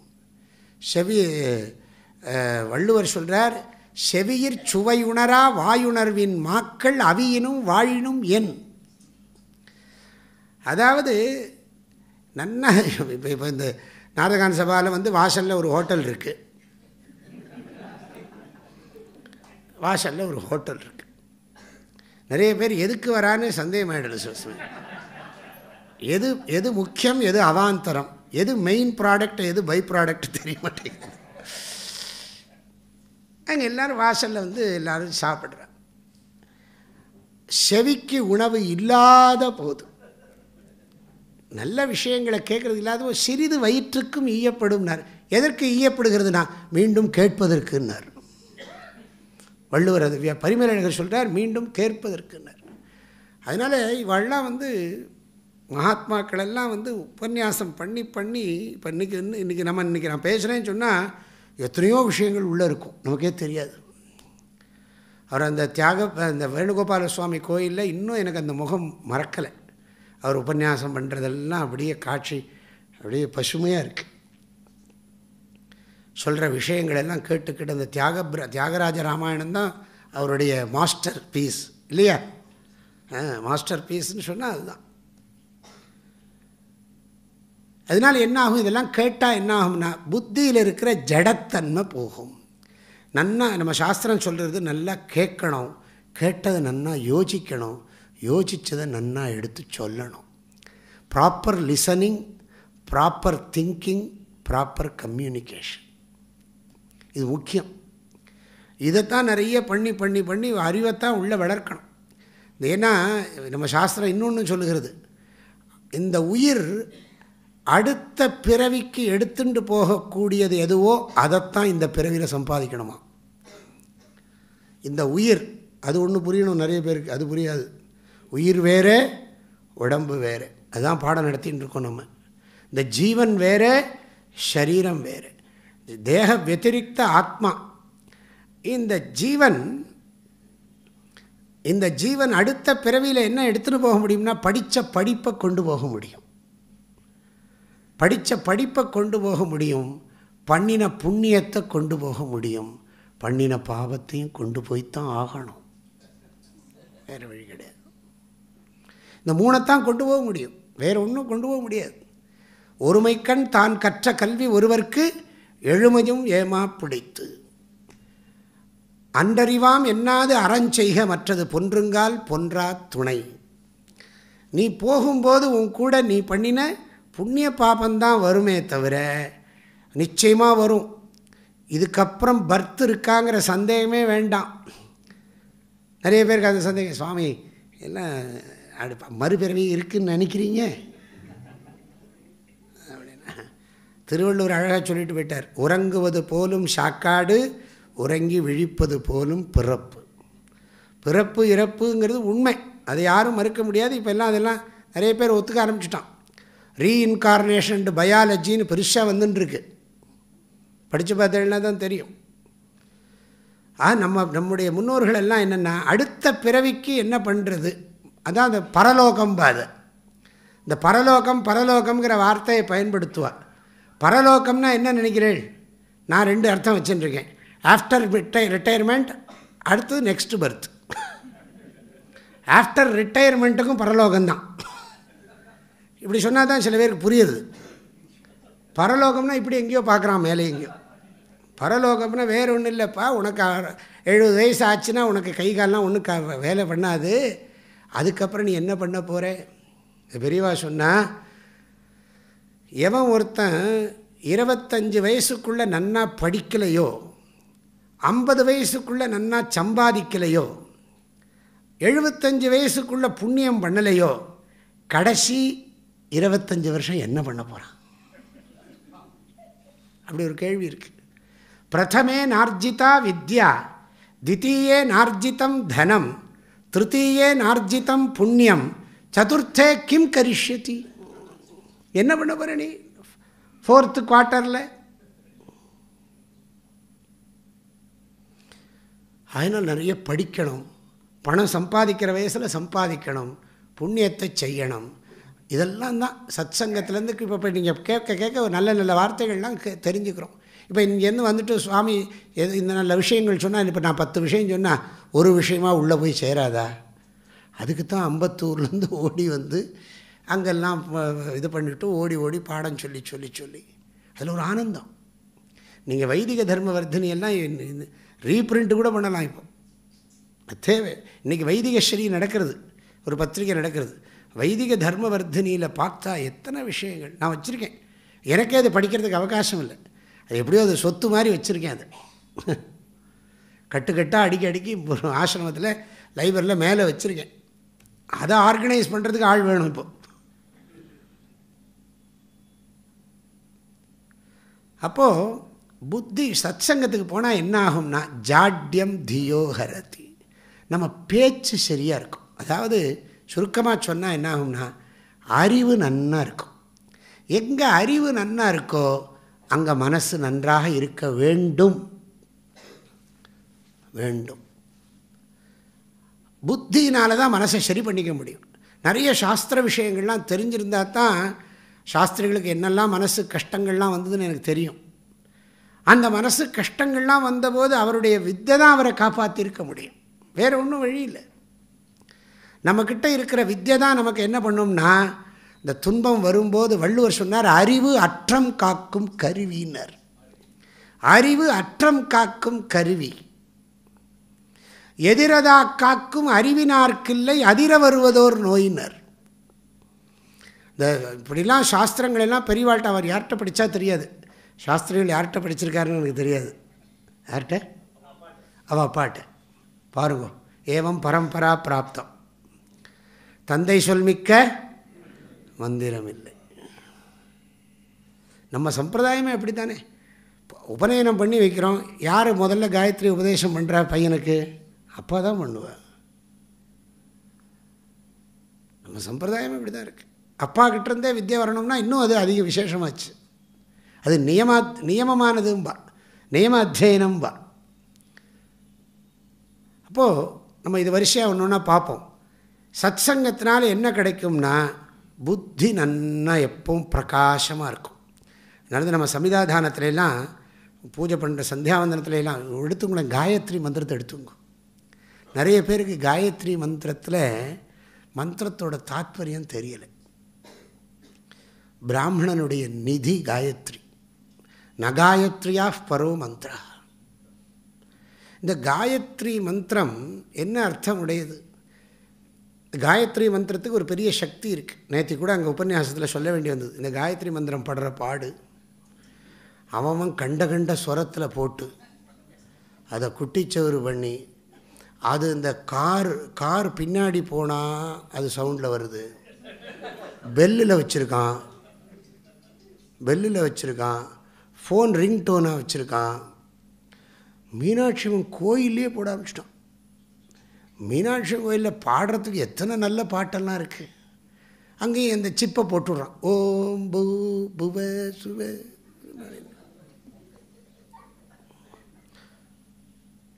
கொலை எல்லாம் ஞாபகம் வச்சுக்கோ. இதெல்லாம் யாராக இருந்தால் சொல்லுங்க. சொல்ல வேண்டிய கடமை நமக்கு இருக்குது. அப்படி சொல்லக்கூடாது. விஸ்வாமித்ர மகரிஷி அதுக்குன்னு எவ்வளோ அழகாக பண்ணி வச்சுருக்கார். அது ஒரு பெரிய மந்திரம், மகாமந்திரம். பிராமணன் பிரம்மோபதேசத்தில் அதை உத்தமமான மந்திரமாக உபயோகப்படுத்துகிறான். இந்த காயத்ரி மந்திரம் என்ன சொல்கிறதுன்னா, நம்ம எல்லாருடைய புத்தியும் நல்ல வழியில் போகட்டும். நகாதியா பிரச்சோதயாத். நகான்னு சொன்னால் ஹோல் சொசைட்டி. நான் எனக்கு மாத்திரம் ஜபம் பண்ணலை, இண்டிவிஜுவலுக்காக ஜபம் பண்ணலை. இந்த காயத்ரி ஜபம் ஹஸ்பண்ட், ஒய்ஃபு, குழந்தைகள், ஃபேமிலி மெம்பர்ஸ், சொசைட்டி, எல்லாருடைய புத்தி நல்ல வழியில் போட்டும். இந்த தேசத்தில் இருக்கிற அத்தனை பேருடைய புத்தியும் நல்ல வழியில் போட்டும். கொஞ்ச நாளைக்கு இருக்க போகிறோம். எத்தனை இருக்க முடியாது. வள்ளுவர் சொன்னார், ஒரு பொழுதும் வாழ்வதறியார் கருதுப கோடியும் அல்ல பலன்னர். என்ன வாழ்ந்துருக்கோன்னு யோசிக்க மாட்டேங்கிறான், என்னெல்லாமோ பிளான் பண்ணுறாங்கிறார். ஒரு பொழுதும் வாழ்வதறியார் கருதுப கோடியும் அல்ல பல. குடம்பை தனித்தொழிய புல் பரந்தற்றே உடம்போடு உயிரிடை நட்பு. நாச்சற்று விக்குள் மேல் வாராமுன் நல்வினை மேற்சென்று செய்யப்படும். அதனால தான் தெய்வ புலவர் வள்ளுவருங்கிறோம். இந்த காயத்ரி மந்திரத்தை ஜபம் பண்ணினா நமக்கு மாத்திரம் இல்லை, சமூகத்துக்கே நல்லது. அது எப்படி சொல்லணுமோ அப்படி சொல்லணும். வேதம் அவ்வளோ அழகாக சொல்லி வச்சிருக்கு. அதுக்கு எவ்வளவோ நியமங்கள்லாம் இருக்குது. எதற்கு இதை சொல்கிறேன்னா, நமக்கு புத்தி ரொம்ப முக்கியம். இப்போ எனக்கெல்லாம் என் பூர்வாசிரமத்தில் எங்கள் அம்மா என்ன சொல்லுவார்னா, சுவாமி, இப்போ சுவாமிகிட்ட பிரார்த்தனை பண்ண சொல்லி கொடுப்பா. உங்களுக்கும் அப்படி தான் இருக்கும்னு நினைக்கிறேன். எல்லா இடத்துலையும் அதுதான் கதை. இப்படி தான் எனக்கு ஞாபகம். சுவாமி விச்சா இருக்கணும், நல்ல புத்தியோடு இருக்கணும். இந்த விச்சா இருக்கிறது, இதுக்கெல்லாம் டிரான்ஸ்லேஷன்லாம் கிடையாது. இந்த விச்சா இருக்கிறதுனா தெரியுமோ இல்லையோ? விச்சா இருக்கிறதுனா ஆரோக்கியமாக இருக்கிறது, நல்ல ஆரோக்கியமாக ஹெல்த்தியாக இருக்கணும், புத்தியோடு இருக்கணும். நிறைய பணம் சம்பாதிக்கணும்னு சொல்லி கொடுத்ததே இல்லை. இது ரெண்டும் ஒழுங்காக இருந்தால் தானாக வரப்போகிறது. செல்வ திருமகளை திடங்கொண்டு சிந்தனை செய்திடுவோம், செல்வம் எல்லாம் தருவாள் நமதொழி திக்கனைத்தும் பரவும். வந்துடு, எங்கே போகிறது? இதெல்லாம் இருந்தால் தானாக வந்து தானே ஆகணும். ஆகினா இந்த புத்தி நன்னா இருக்கணும்னா அதுக்காகத்தான் காயத்ரி ஜபம் பண்ணுறோம். புத்தி தப்பான வழியில் போயிடக்கூடாது. நன்னா புரிஞ்சுக்கிற சக்தி வேணும். ரொம்ப நுண்மான் நுழை புலம்பர். வள்ளுவர் சொல்லுவார், நுண்பொருள் காண்பது அறிவு. இந்த சட்டிலாக சூக்ஷ்மமான அர்த்தங்கள்லாம் சொல்லுவார் சாஸ்திரிகள். ஒரு பாட்டை பாடினா இதில் இருக்கிற சூக்ஷ்மமான அர்த்தங்களை பாருங்கோம்ப. அப்போது இந்த புத்தியில் தெளிவு இருந்தால் மனசில் நல்ல குணங்களை, புத்தி தான் வழிகாட்டும். அதனால தான் வித்தியையை மாதான்னு சொல்கிறோம். அறிவு தாய், அறிவே தாய். அது நம்மளை நல்ல வழியில் கொண்டு போயிட்டே இருக்கும். நான் இந்த சொல்ல விரும்புகிறது, அறிவு நலம், மனநலம். சத்சங்கத்தினால என்ன நடக்கும்னா, ஜாட்யம் தியோஹரதி, பேச்சு நல்ல பேச்சாக இருக்கும். சிஞ்சதி வாச்சி சத்தியம். வேதத்தில் அடிக்கடி சொல்லப்படுகிற ஒரு பதம் மதுவக்ஷ்யாமி, மது வதிஷ்யாமி. நான் இனிமையானதையே பேசுவேன், நான் கடுமையானதை பேச மாட்டேன். அதில் இந்த வாக்கு இருக்கே, நமக்கு பேசுகிற சக்தியை பகவான் கொடுத்துருக்கார். அதனால் இந்த வாக்கையே உபாசனை பண்ணுறோம். வாக் சூக்தம்னு வேதத்தில் இருக்கு. பர்திருஹரி சொன்னார், கேயூரான விபூஷயந்தி புருஷம் ஹாரான சந்திரோஜ்வலா ந ஸ்நானம் ந விலேபனம் ந குசுமம் நாலங்கிருதா மூர்தஜா வாண்யேகா சமலங்கரோதி புருஷம் யா சம்ஸ்கிருதா தாரியதே க்ஷீயந்தே கலு பூஷணானி சததம் வாக்பூஷணம் பூஷணம். எவ்வளோ பெரிய ஸ்லோகம் பாருங்க. கேயூர் அவர் சொன்னவர் ஒரு ராஜா, பர்திருஹரி. ஏன்னா அவர் ராஜான்னா ட்ரெஸ் பண்ணிக்கிற போது என்ன பண்ணுவார், ராஜா வேஷம்லாம் போட்டுப்பார், கையில் தோல் வளை இருக்கும். கேயூரான விபூஷயந்தி புருஷம் ஹாரான சந்திரோஜ்வலா, நெக்லஸ் நன்னா சந்திரன் மாதிரி ஜொலிக்கிற நெக்லோ அது இல்லை. ந ஸ்நானம், அந்த காலத்துலாம் பன்னீர்லேயே ஸ்நானம் பண்ணுவான். ந ஸ்நானம் ந விலேபனம், சென்ட்டு போட்டுக்கிறது, சந்தனம் பூசிக்கிறது. நாலங்கிருதா மூர்தஜா, பெரிய கிரீட்டத்தை தலையில் வச்சுக்கிறது இல்லை. வாண்யேகா சமலங்கரோதி புருஷம். இந்த சத் சங்கத்தினால என்ன ஆகும்னா, புத்தி நன்னா பிரகாசமாக இருக்கிறதுனால வாயில் வர்ற வார்த்தையெல்லாம் நல்ல வார்த்தையாகவே வரும், கெட்ட வார்த்தையே வராது. வாண்யேகா சமலங்கரோதி புருஷம் யா சம்ஸ்கிருதா தாரியத்தை, அதாவது கல்ச்சர்டு வேர்ட்ஸ், பண்பட்ட சொற்கள். வள்ளுவர் சொன்னார் இல்லையா, வாய்மை எனப்படுவது யாதெனில் யாதொன்றும் தீமையில்லாத சொல்லல். பணிவுடையன் இன்சொலன் ஆதல் ஒருவர்க்கு அணியல்ல மற்ற பிற. இனியவை கூறல்னு சொன்னார். பயனில சொல்லாமைன்னு ஒரு 10 குறள், இனியவை கூறல் அப்படின்னு 10 குறள், பயனில சொல்லாமைன்னு 10 குறள், சொல்வன்மைன்னு 10 குறள். திருக்குறள் எத்தனை இருக்குது? சொல்வன்மைன்னு 10 குறள் இருக்குது, வாய்மைன்னு 10 குறள் இருக்குது. எல்லாமே பேச்சு சம்பந்தப்பட்டது. அனாவசியமான பேச்சை பேசாதே, பேசுகிறத இனிமையாக பேசு, பொய் பேச. சத்தியம் சிஞ்சதி வாச்சி சத்தியம். இந்த நல்ல புத்தி இருந்ததுன்னா, காஞ்சி பரமாச்சாரியர் சொல்கிறார், ஒரு இடத்துல படித்தேன், ரொம்ப அழகாக இருந்தது. ஆன்மீகம் என்றால் என்ன? ஒரு கேள்விக்கு பதில் சொல்கிறார். எவனுடைய மனமும் சொல்லும் செயலும் ஒன்றாக இருக்கிறதோ, செயலாம் ஒன்றாக இருப்பதற்கு முயற்சியை மேற்கொள்ளுகிறானோ அவன்தான் ஆன்மீக சாதகன் அப்படிங்கிறார். யார் ஆன்மீக சாதகன்னு சொன்னால், பேச்சு மனசு செயல் இது 3 ஒன்றா இருக்கிறதுக்கு எவன் முயற்சி பண்ணி இதை வெற்றி அடைகிறானோ அவன்தான் ஆன்மீகவாதி அப்படின்னு சொல்கிறார். அதுக்காக எதுக்கு சொல்கிறோம்னா, வாக்பூஷணம் பூஷணம். இதை சொல்கிறாள் இல்லையா, what to talk, when to talk, where to talk, whom to talk, how to talk, how much to talk. இதை பற்றியே விஸ்தாரமாக சொல்லிகிட்டு இருக்கலாம். கிருஷ்ணர் கீதையில் சொல்கிறார், அனுத்வேகரம் வாக்கியம் சத்தியம் பிரியம் ஹிதம் செய்யத்து ஸ்வாத்தியாயாபியசனம் செய்வ வாங்மயம் தப உச்சியத்தே. மற்றவாளை கஷ்டப்படுத்தாத சொற்களை சொல்லணும், பொய் பேசக்கூடாது, பொய் கலக்கக்கூடாது. இந்த சத்தியங்கிறதுக்கே பெரியவர்கள்லாம் என்ன சொல்கிறார்கள், உண்மை பேசணும்னு அர்த்தம் இல்லையா, பொய் பேசக்கூடாதுன்னு அர்த்தமா. அது என்ன? உண்மை பேசணுங்கிறதுல அர்த்தம் இல்லை, பொய் பேசக்கூடாதுங்கிறதுல தாத்பரியம்னா. ஏன்னு கேட்டால், உண்மை பேசணும்னு சொன்னால் அது அவள் ரொம்ப சிந்தனை பண்ணுறான். உண்மையை சொல்லணும்னா நான் காலையில் நடந்ததெல்லாம் கதையெல்லாம் சொல்லிட்டு உட்காந்துருக்கணும். ஒரு விஷயத்தை கேட்டால் அந்த விஷயத்தில் பொய்யை கலக்காமல் சொல்லணும், அதுதான் சத்தியம். அனுத்வேகரம் வாக்கியம் சத்தியம், அனுத்வேகரம் வாக்கியம் சத்தியம் எம் செய்யத்து ஸ்வாத்தியாய அபியசனம் செய்வ. அதுக்கு தான் நம்ம நிறைய படிக்கிறது. இந்த திருக்குறள்லாம் படிக்கிறது, நல்ல நல்ல கிரந்தங்கள்லாம் படிச்சுட்டே இருந்தோம்னா நமக்கு வொக்காபுலரி நல்ல நல்ல சொற்கள்லாம் வரும். சாஸ்திரங்கள்லாம் படித்தா தான் வரும்.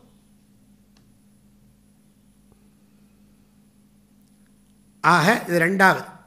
சத் சங்கத்தினால என்ன நடக்கும்னா, புத்தி நன்னா இருக்கும், மனசு நன்னா இருக்கும், பேச்சு நன்னா இருக்கும். அடுத்தது என்னன்னா, சா ஜாட்யம் தியோஹரதி சிஞ்சதி வாச்சி சத்தியம் மான உன்னதிம் திசதி. நம்முடைய பெருமை ஒசந்து போகும். பாபம் அபாக்கரோதி, பாவங்களை தவிர்க்கும். சேத பிரசாதயதி, மனசில் தெளிவு உண்டாகும். இப்படி நிறைய சொல்லப்பட்டிருக்கு. இதெல்லாம் ஒரு பக்கம் இந்த சத் சங்கத்தினால் வரக்கூடிய பிரயோஜனம் அப்படின்னு நான் சொல்ல விரும்புகிறேன். இன்னொன்று இடத்துலையும் சொல்கிறார், மகான்களோட பழகினா என்னென்னா நமக்கு ஆசை அளவாக இருக்கும். ஆசையே இல்லாமல் இருக்கிறதுங்கிற விஷயம் வேறு. ஆசை தர்மமாக இருக்கும், பொறுமை வரும், தப்பு பண்ண தோணாது.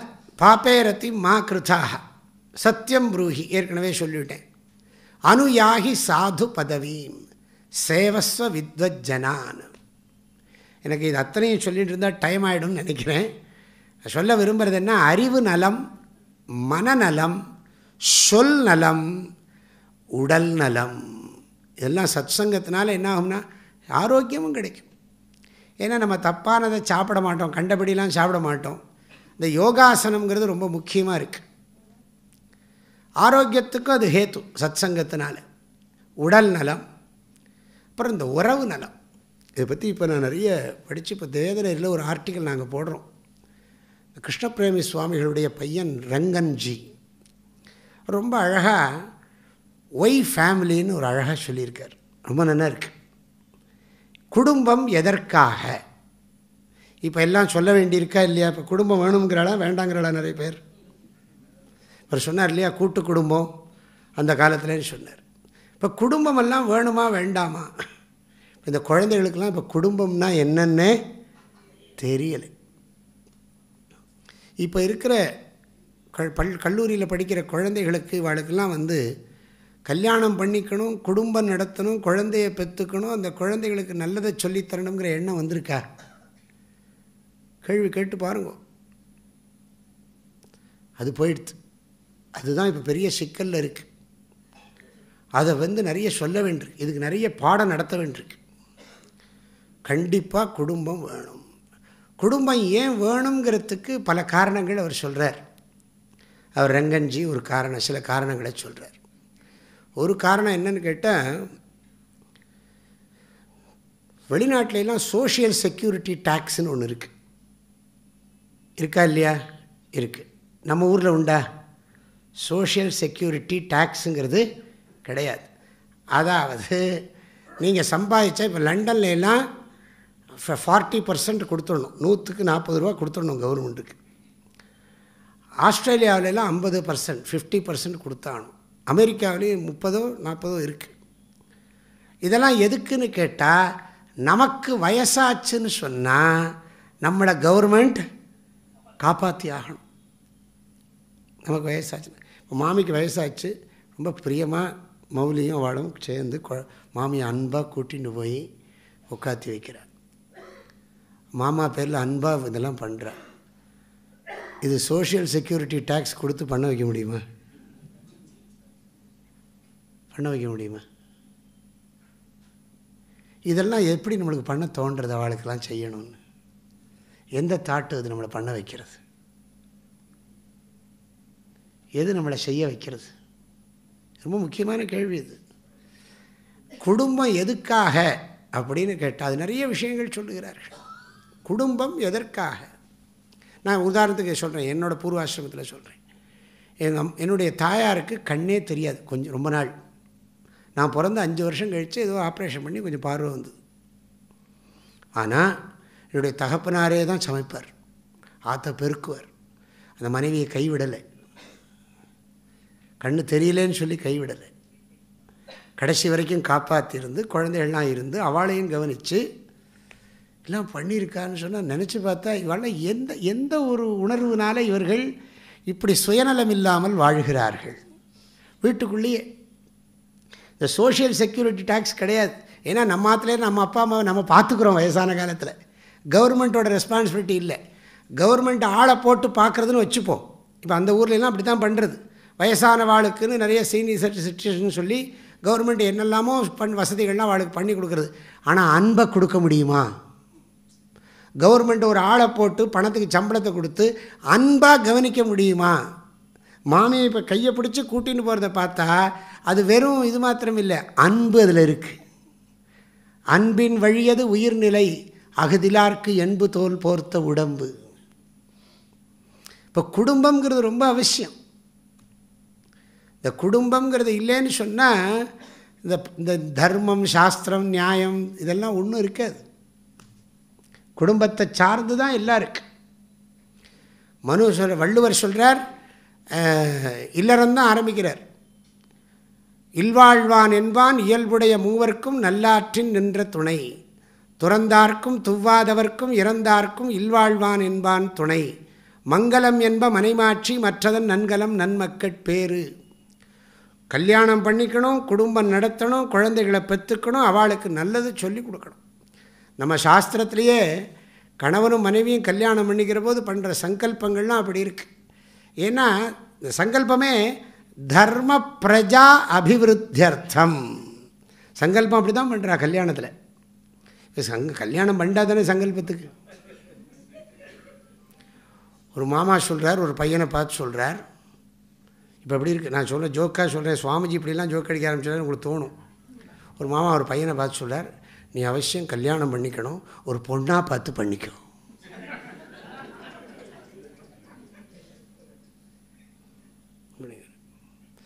இதெல்லாம் சுவாமிஜி பேசலாமான்னு கேட்காதீங்க. அப்படி இருக்குது சொசைட்டி, அப்படி இருக்குது.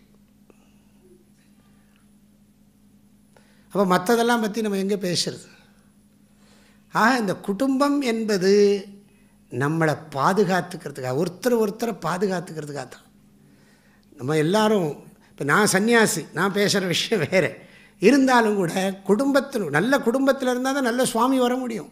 ஒரு நல்ல சன்னியாசி வேணும்னா நல்ல அப்பா அம்மா இருந்தால் தான் நல்ல சன்னியாசி வர முடியும். இப்போ மடங்களெல்லாம் சொல்கிறா, ராமகிருஷ்ண மடம் மற்ற மடங்களெல்லாம் சொல்கிறா, சுவாமி பிரம்மச்சாரிகளே சேர மாட்டேங்கிறா மடத்தில், அவளுக்கு அவா கவலை. இங்கே கல்யாணமே ஆக மாட்டேங்கிறது அவளுக்கு அவா கவலை. மடத்தில் பிரம்மச்சாரிகளே சேர மாட்டேங்கிறான், மடத்தை எப்படிடா நடத்துறது?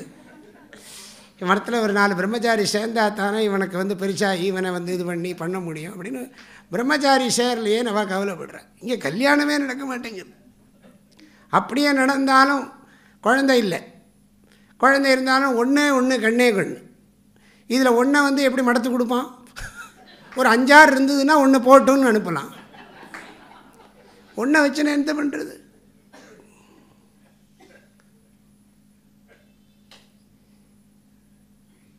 நிறைய இப்போ சொல்ல வேண்டியிருக்கு. எங்கே பார்த்தாலும் குடும்பத்தை பற்றி ஒரு பிரச்சாரம் பண்ண வேண்டியிருக்கு. காலேஜிலலாம் சொல்லணும், குடும்பம் வேணும், கல்யாணம் பண்ணிக்கோங்கோ, அவாவா பழக்கத்து. இப்போ இதெல்லாம் நாங்கள்லாம் பண்ணுறோம். நாங்கள் என்ன பண்ணுறோன்னா கவுன்சிலிங்கெல்லாம் பண்ணிகிட்டு இருக்கோம்.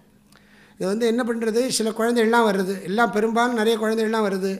நான் போய் வெளிநாட்டில் படிக்கணும்னு சொல்கிறது. கண்டிப்பாக தெரியும், வெளிநாட்டில் போனால், அமெரிக்காவுக்கு போனால் பாய் ஃப்ரெண்ட் இல்லாமல் இருக்க முடியாது. அந்த ஊர் பழக்கம் அப்படி. அப்போ நம்ம சொல்ல வேண்டியிருக்கு, பாய் ஃப்ரெண்டு வேண்டாம்னு சொல்லலை, பாய் ஃப்ரெண்ட் இருக்கட்டும், பிராமண பையனாக பாரு. நாங்கள் இப்படிலாம் சொல்லி கொடுத்துட்டுருக்கோம். நீ என்ன நாடாருன்னா நாடார் பையனாக பாரு, அந்த பழக்கத்தை விடாதே, உங்கள் ஆற்று பழக்கத்தை விடாதே, பிராமண பையனாக பார்த்துக்கோ. ஆனால் ஒன்று, உன் கோத்திரம் என்ன, சரி, அவன் கோத்திரத்தையும் கேட்டுக்கோ. அதே கோத்திரமாக இருந்தான்னா வேறு ஆளை மாற்று. இப்படிலாம் சொல்லிக் கொடுக்க வேண்டிய நிலைமைக்கு வந்துட்டோம். இது ஒரு கைங்கரியம் நினச்சிட்டு இருக்கோம் நாங்கள். இப்படியாவது நல்லது பண்ணலாம் நம்மன்னு ஒரு கைங்கரியம் நினச்சிட்டு இருக்கோம் நாங்கள். சுவாமிஜி இதெல்லாமா நீங்கள் பண்ணிகிட்ருக்கேள்? நீங்கள் பார்த்தா திருக்குறள் படித்து ஏதோ கீதை சொல்லிகிட்டு இருக்கேன்னு நினச்சிட்டு விவகாரம் கிளாஸ் மேடையில் இருக்கிற போது இது, அப்புறம் கீழே இறங்கியாச்சுன்னா இதுதானே வருது, இதுக்கு தானே பதில் சொல்ல வேண்டியிருக்கு. குடும்பங்கிறது ஒன்று ரொம்ப ரொம்ப அவசியம். குடும்பம் இருந்தால் தான் என்ன ஆகும்னா, நமக்கு என்ன சொல்கிறது, மைண்டு எங்கேஜாக இருக்கணும் எப்போவுமே. ஃபேமிலின்னு ஒன்று இல்லைன்னா ஏதோ சம்பாதிக்கிறான், சாப்பிட்றான், குதிக்கிறான், ஆட்டம் பாடுறான், கொஞ்ச நாள் கழித்து மைண்டு வேக்கம் வந்துடும், லோன்லினஸ் வரும். அது சைக்கலாஜிக்கல் ப்ராப்ளம் வந்தால் அப்புறம் அதுலேருந்து ஓவர் கம் பண்ணுறது ரொம்ப கஷ்டம். ஆகையினால என்னென்னா, ஒன்று தீர்மானம் பண்ணுறதா சன்னியாசம் பண்ணுறதுன்னு வாங்கிடுது, அது வேறு விஷயம். இந்த 2 கட்டானா இருக்கக்கூடாது. அதனால தான் இந்த நம்ம காசி யாத்திரை எதுக்கு போகிறா தெரியுமோ? எதுக்கு போகிறா? எதுக்கோ போகிறான்னா. காசி யாத்திரை போகிறதுங்கிறது பிரம்மச்சரிய ஆசிரமத்திலேருந்து கிரகஸ்தாசிரமத்துக்கு போகிறதுக்கு இன்பிட்வீன் இருக்கிற ஸ்டேஜ். அதனால தான் காசி யாத்திரைன்னு, காசினாலே ஞானம்னு அர்த்தம். காசி யாத்திரை போகிறான்னு சொன்னால் ஒரு விகடன புஸ்தகத்தை கையில் கொடுத்துட்றேன். நல்ல கீதையாவது கொடுக்கப்படாதா கையில்? ஒரு திருக்குறள். அந்த வாத்தியார் மாமா பார்த்தேன் அன்றைக்கி, ஏதோ அங்கே ஏதோ புஸ்தகம் கொடுக்கணும்னு சாஸ்திரத்தில் சொல்லியிருக்கு. அது எந்த புஸ்தகமாக இருந்தால் என்ன, கையில் கொடுத்துட்றார். இல்லை, அது ஒரு புஸ்தகத்தை கொடுக்குறா, அந்த தடி கொடுக்குறா, அப்போவே கையில் கொடுத்துட்றா. தடியை கொடுத்து எல்லாம் மூட்டையெல்லாம் போட்டு இதெல்லாம் பண்ணி வழித்து விட்டு எல்லாம் பண்ணி கொஞ்சம் தூரம் போகிற மாதிரி போயிட்டு, பிள்ளையார் கோயில் பக்கத்தில் போகிற மாதிரி போய் பொண்ணோட அப்பா காசி யாத்திரை போக வேண்டாம், எனது குமாரத்தை சௌபாகியவதி இவளை கொடுத்து நான் பண்ணுறேன், நீங்கள் பாணி கிரகணம் செய்து கொண்டு கிரகஸ்தாசிரமத்தில் சுகமாக இருக்கவும் சொல்லுவாள். அந்த வாக்கியங்கள்லாம் சொல்லுவாள், சுகமாக இருக்கவும் அப்படின்னு சொல்லுவாள். எதுக்குன்னா, ஒரு ஆசிரமத்துலேருந்து இன்னொரு ஆசிரமத்துக்கு மாறுற போது அதுக்கு ஒரு ரிச்சுவல் வச்சுருக்கேன். அதில் நிறைய தத்துவார்த்தங்கள்லாம் சொல்கிறேன். நான் அத்தனையும் எனக்கு இப்போ ஞாபகத்தில் இல்லை. ஒரு ஆசிரமத்துலேருந்து இன்னொரு ஆசிரமம் மாறுற போது அதுக்கு சில ரிச்சுவல்கள் பண்ணணுமா. நம்ம எந்த ஆசிரமத்திலையும் இல்லாமல் ஒருத்தர் 2 கட்டானா இருக்கிறது பெரிய அதர்மங்கிற. ஏதோ ஒரு ஆசிரமத்தில் தீர்மானமாக இருக்கணும். பிரம்மச்சரியம், கிரகஸ்தம், வானப்பிரஸ்தம், சந்நியாசம். ஆசிரமம்னு சொன்னால் குழப்பமில்லாத வாழ்க்கை முறைக்கு பேர் தான் ஆசிரமம்னு பேர். ஸ்ரமரஹித ஜீவன கிரமா, ஸ்ரமம் இல்லாத கான்ஃப்ளிக்ட்லெஸ் லைஃப் ஸ்டைலுக்கு பேர் தான் ஆசிரமம்னு பேர். குழப்பம் இல்லாத வாழ்க்கை முறைக்கு தான் ஆசிரமம்னு பேர். கல்யாணம் பண்ணிட்டா அதில் வேறு குழப்பம் வரலாம். பெரிய குழப்பம் வராமல் இருக்கணும்னா சின்ன குழப்பம் உத்தமம்னா, கோடு 2 கோடு போடுறான் இல்லையா, இந்த கோடு சின்ன கோடு போட்டுட்டா அந்த பெரிய கோடை போட்டால் சின்ன கோடு மறைஞ்சு போய்டுறது, அதுக்கு இப்போ இம்பார்ட்டன்ஸ் குறைஞ்சி போய்டுறது. இது மாதிரி குடும்பம் என்பது மிக மிக அவசியம். இப்போ இதெல்லாம் பார்த்தா, இவாளெல்லாம் பார்த்தா, காந்தனாக இருக்கட்டும், மௌலியாக இருக்கட்டும், அவாசு ஃபேமிலி மெம்பர்ஸாக இருக்கட்டும், இனிமேலாம் இந்த மாதிரி ஃபார்ம் பார்க்க முடியாது. எல்லாம் இனிமேல் பார்க்க முடியும்னு நினைக்கிறேடா என்ன? போக போக இன்னும் ஒரு 50 வருஷம் ஆச்சுன்னா எப்படி இருக்குன்னு தோன்றுறது. என் பெரியப்பா அத்தங்கா அம்மங்கா அப்படின்னா என்னங்கிறான். நம்ம ரிலேஷன்ஷிப்லாம் அப்படிலாம் சொல்லுவோம், அத்தங்கா அம்மங்கா அப்படி இப்படின்னா. இது அப்பா அம்மாவே காணோம், அத்தங்கா அப்பா அம்மா அப்படிங்கிற போது அத்தங்கா அம்மங்காலாம் எங்கே போகுது? நம்ம தேசத்தில் இப்படிலாம் இருந்திருக்கு. அதெல்லாம் குழந்தைகளுக்கு சொல்லி புரிய வைக்கணும். இப்போ எல்லாமே கோர்ஸ் நடத்தணும். அந்த காலத்தில் எல்லாம் என்னது இன்ஃபார்மல் எஜுகேஷனாக இருந்தது. இப்போ எல்லாம் ஃபார்மல் ஆக்கி அதுக்கெல்லாம் பவர் பாயிண்ட் ப்ரெசன்டேஷன்லாம் பண்ணி என்னத்தையோ பண்ணி வாழை எப்படியா திரும்பவும் இதுக்கு இழுக்கணும். அந்த காலத்தில் இதெல்லாம் அனாயாசமாக இந்த மாதிரி உபன்யாசங்கள் மூலமாக பண்ணிகிட்டு இருந்தேன். வாரியார் சுவாமிகளாக இருக்கட்டும், எல்லாரும் வாழலாம் உபன்யாசங்களை பண்ணி பண்ணி ஜனங்கள்கிட்ட போய் சத்விஷயங்களை சொல்லி இப்படிலாம் திருத்திருக்கேன். நான் ரேண்டமாக தான் பேசியிருக்கேன். நான் ஒன்றும் ஆர்டராக ஒன்றும் விஷயங்கள்லாம் சொல்லலை. குறிப்பாக சத்சங்கம் ரொம்ப முக்கியம்னு சொன்னேன். நம்ம எல்லாருக்கும் புத்தி நன்னா இருக்கணும், மனசு நன்னா இருக்கணும், பேச்சு நன்னா இருக்கணும், உடம்பு நன்னா இருக்கணும், நம்ம காரியங்கள் நன்னா பண்ணணும். வள்ளுவர் அதை சொல்கிறார், எனை திட்பம் எய்திய கண்ணும் வினை திட்பம் வேண்டாரை வேண்டாது உலகு. காரியம் நன்னா பண்ணணும். ரிலேஷன்ஷிப் ரொம்ப இம்பார்ட்டன்ட், ரொம்ப ரொம்ப முக்கியம். வயசான காலத்தில் நம்மளை கவனிக்கிறதுக்கு கண்டிப்பாக குடும்பம் வேணும். நம்ம குழந்தை அப்பா அம்மாவை கொண்டு போய் கண்டிப்பாக இந்த இதில் ஓல்டேஜ் ஹோமில் விடுறதெல்லாம் 2வது பட்சம் இருக்கட்டும். குடும்பத்தினுடைய நோக்கமே வயசான பெரியவாளை வச்சு காப்பாற்றுறது. இன்றைக்கி நம்ம இருக்கோம், நாளைக்கு நமக்கு வயசாகிடுச்சுன்னா நம்மளை யார் காப்பாற்றுவா? நம்ம குழந்தைகள் தான் காப்பாற்றணும். குழந்தைகளுக்கு அந்த கல்டிவேட் பண்ணணும். நம்ம அப்பா அம்மாவுக்கு பண்ணி காமிச்சு அன்போடு பண்ணி காமிச்சா தான் நம்ம குழந்தைகளுக்கு அது தெரியும். ஆனால் இப்போ என்ன எடுத்து எல்லோரும் செதறி கிடக்கும்.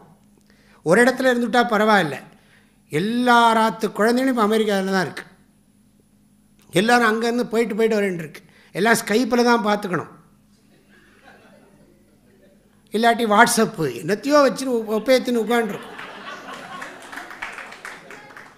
எதையோ வச்சுன்னு ஒப்பேத்தின்னு இருக்கும். பக்கத்தில் இருந்து நேராக பார்த்துக்கிற மாதிரி வருமா? என்ன இருந்தாலும் நேராக பக்கத்தில் இருந்தால் ஒரு வார்த்தைக்கு முடியலப்பா, எனக்கு தலை வலிக்கிறது, காய்ச்சலாக இருக்குது, ஒரு டம்ளர் வெந்நீர் கொண்டாயே, யார் பாப்பா? அன்பு வேணும், அன்பு வேணும். பாரதியார் சொன்னார், செய்க தவம் நெஞ்சே செய்க தவம் அப்படின்னார். அன்பில் சிறந்த தவம் இல்லை, அன்புடையார் இன்புற்று வாழ்தல் இயல்பு. நான் இந்த குடும்பத்தை பற்றி நீங்கள் அந்த வேதநெறியில் நாங்கள் பெரிய ஆர்டிக்கலாக எழுதியிருக்கோம், நீங்கள் படித்து பாருங்கள். இந்த மாதம் வேதநெறியில் வரப்போகிறது, ஃபுல்லாக போட்டிருக்கோம். குடும்பம் எதற்காக, அதை தனியாக புக்காக போட்டு லட்சக்கணக்கில் பிரச்சாரம் பண்ணணும். நான் அதிலேருந்து ஒரு சின்ன 2 விஷயந்தான் சொல்கிறேன். அதில் நிறைய நன்மைகள்லாம் இருக்குது. நம்ம ஆற்றுலேயே சில பேருக்கு முடியாமல் போயிடலாம், அவளால் வேலை பார்க்க முடியாமல் போகலாம், சம்பாதிக்க முடியாமல் போகலாம். அவளை அன்பாக கவனிச்சுக்கிறதுக்கு குடும்பம் வேணும். இதிலெல்லாம் நம்முடைய பண்புகள்லாம் இருக்குது. இப்போ நம்ம மும்பையில் பார்க்குறேன், ஒரு அம்மா ஒரு குழந்தைய கூட்டின்னு வரா, அந்த குழந்தைக்கு மூளை வளர்ச்சியே இல்லை, அந்த குழந்தைய கொல்லணும்னா என்ன வரும்? அதை வச்சுண்டு அதுக்கு ஃபீட் பண்ணிண்டு அதை கொஞ்சிண்டு, இதெல்லாம் வார்த்தையிலே வர்ணிக்க முடியாது. இந்த பெற்ற தாய்க்கு அது என்ன இருந்தாலும் குழந்தை. இப்போ இந்த குடும்பம் அப்படிங்கிறது ஒன்று இருந்ததுன்னா இந்த சைக்கலாஜிக்கல் ப்ராப்ளமே வராது. அந்த காலத்துலலாம் பார்த்தா ஒரே கிராமத்தில் ஒரு வீடுக்குள்ளே எல்லோரும் இருந்தோம்னா இன்னும் சொல்லப்போனால் அண்ணா தம்பி குழந்தைகளை சித்தப்பா பெரியப்பா இருக்கான்னு வச்சுக்கோங்களேன். இந்த பெரியப்பாவோட குழந்தைய நேரடியாக அவளே பார்த்தா நன்னா இருக்காது.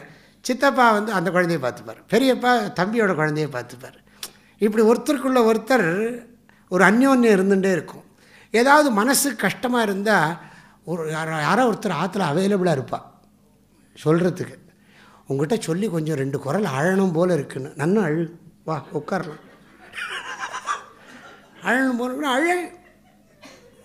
ஆளாவது இருக்குது, இல்லாட்டி சைக்காலஜிஸ்ட்டு போய் ரூபாய் கொடுத்துட்டு அழணும், ரூபாய் கொடுத்துட்டு அழ. இது ஆள் ஏற்கனவே இங்கே அவைலபிளாக இருக்கான்னு வச்சும் கூட அழலாமே. சொல்லி அழறதுக்காக 2 ஆள் வேண்டாமா? ஏன்னா ஆள்னு இருந்தால் அந்த டாப்பிக்லாம் நிறைய இருக்கும். எப்படியும் மாமியார் நாத்தனார் குழந்தை சண்டை விட ஓய போகிறது இல்லை. இதெல்லாம் இன்ட்ரெஸ்டிங் சப்ஜெக்ட் ஆற்றுல. அதனால் அவாவா அங்கங்கே சொல்லி சொல்லி புலம்பிண்டு இப்படியே சமாளிச்சுட்டு இருந்தால் இப்படியே லைஃப் ஓடிடும். இல்லாட்டி வேறு விதமாக பிரச்சனைகள்லாம் வரும்.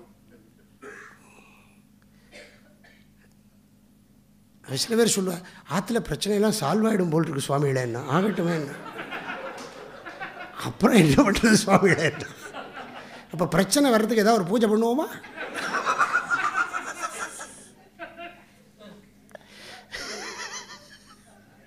ஏதாவது ஒரு பூஜை பண்ணுவோமாப்பா? அவன் பிரச்சனை தீர்றதுக்கு பூஜை பண்ணணுங்கிறான். பிரச்சனை வருது, வீடுன்னு இருந்தால் நல்லா இருக்கும். எல்லாம் ஒரு இது. நான் முடிக்கணும்னு நினைக்கிறேன்.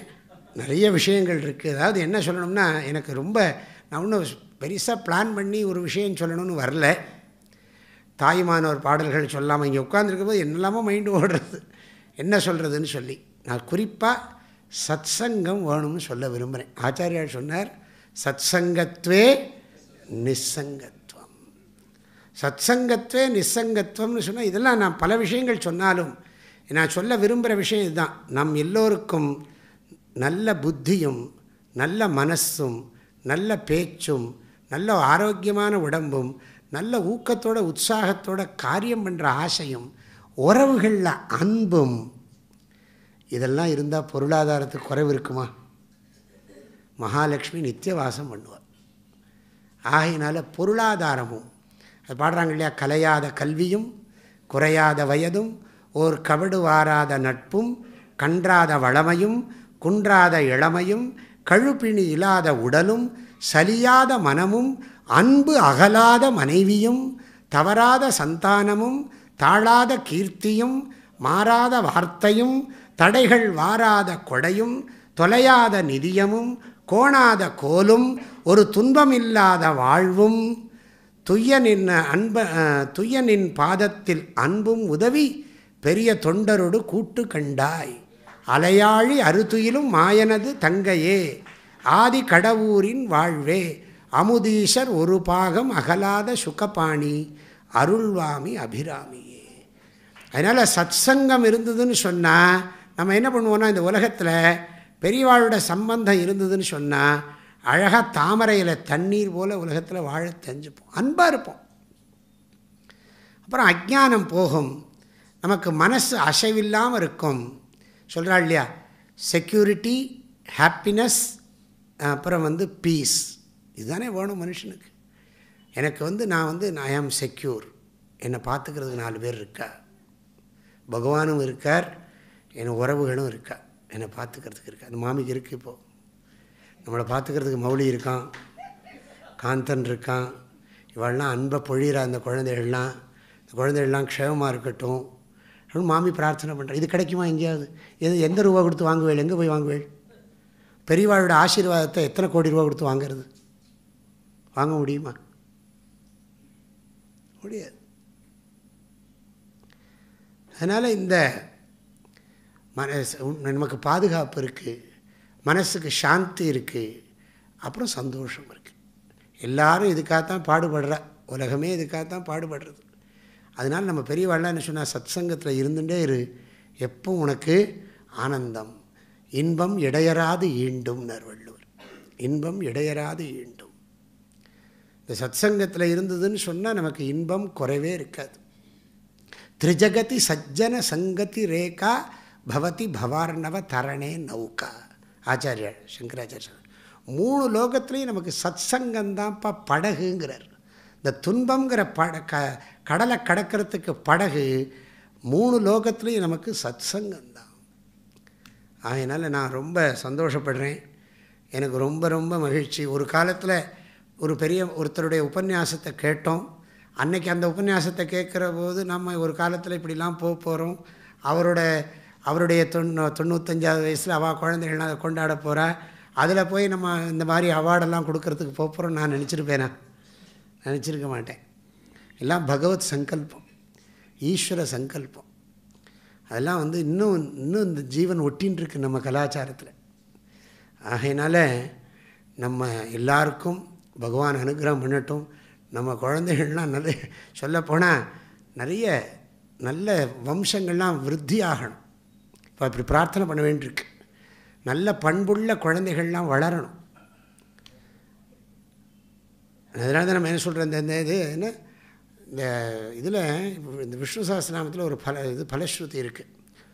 ரோகார்த்தோ முச்சியத்தே ரோகாத் பத்தோ முச்சேத பந்தனாத் பயான் முச்சேத பீதஸ்து. அது இல்லை, இன்னொன்று இருக்குது. இமம் ஸ்தவம் பகவதோ இல்லை தர்மார்த்தி பிராப்னுயாத் தர்மம்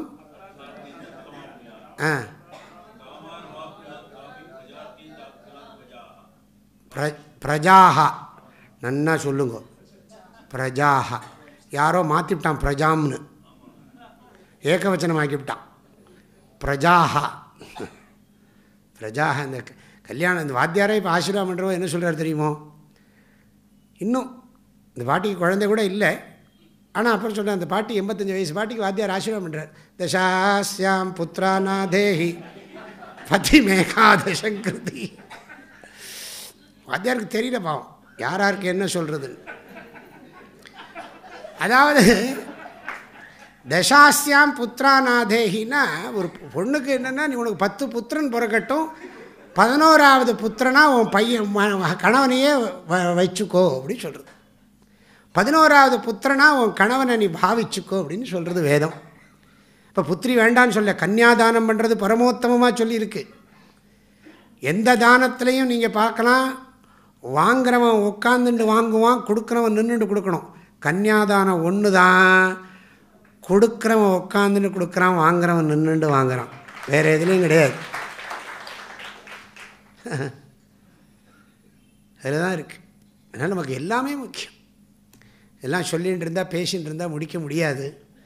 ஆனால் நான் ஓரளவுக்கு எனக்கும் அடுத்து சத் சங்கமெல்லாம் இருக்குது. க்ஷேத்திரஜ விபாக யோகம் கிளாஸ் இருக்குது. நான் சும்மா ஒரு இதாக கலந்துக்கணும் தான் வந்தேன். ஒரு பெரிய டாபிக் பேசணும்னு வரல. சந்தர்ப்பம் கிடச்சதுன்னா இனிமேல் ஒரு நல்ல டாப்பிக்காக எடுத்து இன்னும் விசேஷமாக பேசலாம். ஏன்னா நான் இப்போ இந்த ஜெயராம் சர்மாவோட பையன், அவருக்கு சொல்லணும்னு ஆசையெல்லாம் இருக்குது. அவர் நன்னா தயாராகட்டும். அதுக்காக அவரையும் நான் நன்னா ஆசீர்வாதம் பண்ணுறேன், நன்னா ப்ளஸ் பண்ணுறேன். நன்னா அவர் படித்து நன்னா அவரும் சொல்லட்டும், இந்த பரம்பரை வளரட்டும். இந்த மாதிரி நிறைய பேர் வளரணும். சொல்லப்போனால் இதெல்லாம் சொல்லிக் கொடுக்குறதுக்கு, இந்த புராணங்களை சொல்லிக் கொடுக்குறதுக்குன்னே ஒரு ஸ்கூல் தேவைப்படுறது. இப்போது இந்த புராணங்களை சொல்லித்தரத்துக்குன்னே ஒரு ஸ்கூல் தேவை. ரொம்ப பேர்லாம் வேண்டாம், ஒரு 5-6 பேர் போகிறோம். கல்ச்சர்டாக அந்த பழக்க வழக்கத்தோட அனுஷ்டானங்களோட சொல்லித்தரணும்.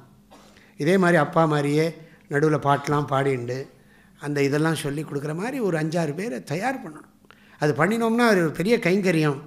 யங்ஸ்டர்ஸ்கிட்ட சொல்லி இங்கெல்லாம் நடக்கும், சென்னையில் அது பண்ணணும்னு நினச்சா பண்ண முடியும். அதை நாம் இப்போ நினச்சிப்போம், அப்பா பேரில் அதையும் சங்கல்பம் பண்ணுவோம், அதுவும் நடக்கட்டும். நான் உங்கள் அத்தனை பேரையும் மனசார வாழ்த்துறேன், ஆசீர்வாதம் பண்ணுறேன். குறிப்பாக பாலகிருஷ்ண சாஸ்திரிகள் குடும்பத்தில் எல்லாருக்கும் பரிபூர்ணமாக நான் ஆசீர்வாதம் பண்ணுறேன். வந்திருக்கிற அத்தனை பேருக்கும் அறிவு நலம், மனநலம், சொல் நலம், உடல் நலம், செயல் நலம், உறவு நலம், பொருள் நலம், எல்லா நலங்களும் பெற்று நீங்கள் அனைவரும் இன்புற்று வாழ வேண்டும் என்று மனமாற வாழ்த்தி இந்த ரேண்டம் உபன்யாசத்தை பூர்த்தி செய்கிறேன். நம பார்வதி பதயே. கோவிந்தநாம சங்கீர்த்தனம். சத்குருநாத மகாராஜ் கி, சனாதன தர்ம கி. காத்தால ஒரு லெக்சர், இப்போ சாயங்காலம் ஒரு லெக்சர். இதற்கு நடுவில் இவ்வளோ தூரம் நம்மளை வந்து பரவசப்படுத்தியதற்கு அனந்த கோடி நமஸ்காரங்களை அவரோட பொற்பாதங்களை சமைச்சுப்போம். அடுத்த வருடம் மீண்டும் சந்திப்போம். தேங்க்யூ. மாணிக்க மஞ்சீர பதாரவில்தம் ரமர்த்தபம் குள்ள பதாரவில்தம் மந்தஸ்மித ஸ்மேர முகாரவில்தம் வந்தே சதா ராகவ வல்லபம் ஸ்ரீகர ஜனகஜாகர பவித்ரிதபம் சரமைன திவ்யானமு சரதயுத ரக்ஷணமு சரமைன திவ்யானமு சரதயுத ரக்ஷணமு தரசோதராது தியாகராஜ விருதவா